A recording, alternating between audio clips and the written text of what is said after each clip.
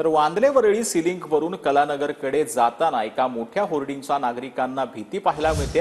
Hoarding काढण्यासाठी नागरिकांकडून वारंवार रेल्वे विभागाकडे तक्रार देखील करण्यात आली आहे। रेल्वे विभागाकडून या संदर्भात दुर्लक्ष केलं जातंय का असा सवाल देखील स्थानिक विचारतायत। 120 बाय 100 फुटाचा उंच होर्डिंगचा हा सांगाडा जो आहे तो इथं पाहायला मिळतो।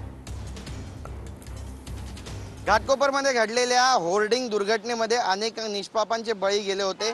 यानंतर संपूर्ण मुंबईमध्ये जे भले मोठे होर्डिंग्ज आहेत त्यांचं ऑडिट करण्यात आलं, मात्र अजूनही महानगरपालिका आणि रेल्वे प्रशासनाचं याकडे लक्ष नसल्याचं वारंवार दिसत आहे। फोटो या होर्डिंगवर लागलेले नाहीये, पण हे होर्डिंग या ठिकाणाहून काढून टाकावं।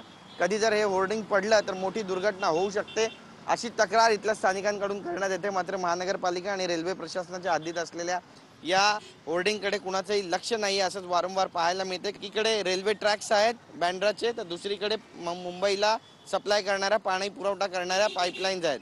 जर होर्डिंगची दुर्घटना घडली तर पाणी तरी बंद होऊ शकतं किंवा मग रेल्वे मध्ये अपघात तरी होऊ शकतं, आणि जर हा होर्डिंग रस्त्यावरच्या बाजूला पडला तर मोठी दुर्घटना सुद्धा होऊ शकते। कॅमेरा पर्सन रोशनसह गिरीश गायकवाड, TV9 मराठी, मुंबई।